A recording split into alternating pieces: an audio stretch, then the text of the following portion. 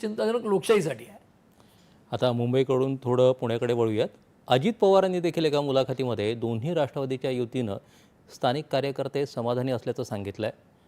राजकारणात कुणी कुणाचं कायम विरोधक नसतं आणि त्यातूनच काय ते ओळखा, असं त्यांनी म्हटलं त्या मुलाखतीमध्ये. एक प्रकारे त्यांनी विलिनीकरणाचे संकेत दिलेत का, आणि असं झालं तर दिल्लीपर्यंतच्या राजकारणावर त्याचे काय पडसाद उमटू शकतील? दोन गोष्टी अशा आहेत की नवी दिल्लीतलं जे सरकार आहे नरेंद्र मोदी यांचं केंद्रातलं, तर आपल्याला माहिती आहे त्यांचे 240 खासदार आहेत.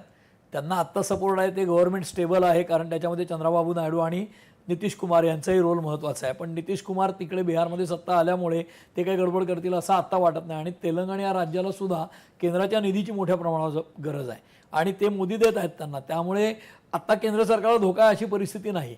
पण दोन्ही राष्ट्रवादी एकत्र येताना शरद पवार यांची एप्रिलमध्ये मुदत संपते राज्यसभेची, आणि त्यांना पुन्हा खासदार व्हायचं असेल तर कदाचित अजित पवारांच्या बरोबर सरकारमध्ये गेलं तर मदत होऊ शकेल, हा एक अँगल त्यातला आहे. पण शरद पवारांची प्रकृती आणि हे सगळं लक्षात घेतात. आणि मुळामध्ये शरद पवारांचं गेल्या 65 वर्षाचं राजकारण हे अनप्रेडिक्टेबल किंवा ज्याचा कोणालाही अंदाज येत नाही अशा स्वरूपाचं किंवा विश्वास ठेवण्याच्या लेव्हलचं नसतं, अविश्वासार्ह अशा पद्धतीचं त्यांचं राजकारण आहे. त्यामुळे ते केव्हा काय करतील हे जगात कोणाला सांगता येत नाही.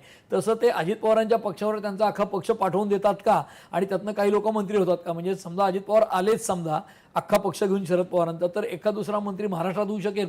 सुप्रिया सुळे कदाचित केंद्रात मंत्री होतील आणि तुम्ही म्हणताय तसं त्या सरकारच्या कॉम्प्लेक्शनमध्ये थोडा बदल होईल, पण सरकारवर फार मोठा परिणाम होईल स्टॅबिलिटी किंवा इन्स्टॅबिलिटी या दृष्टीने असं मला वाटत नाही. किंवा राज्यात सुद्धा, कारण राज्यातलं सरकार हे आता खूपच जास्त मजबूत आहे. अजित पवार, एकनाथ शिंदे आणि फडणवीस यांची आमदार संख्या लक्षात घेतली तर म्हणजे विरोधकांकडे जेमतेम 40-50 आमदार आहेत. त्यामुळे शरद पवारांचा राष्ट्रवादी येऊन दोन्ही सरकारांच्या स्थिरतेला प्रश्न येणार नाही, पण हे जातीतले काही लोक सुपात येऊ शकतील इतकंच होईल.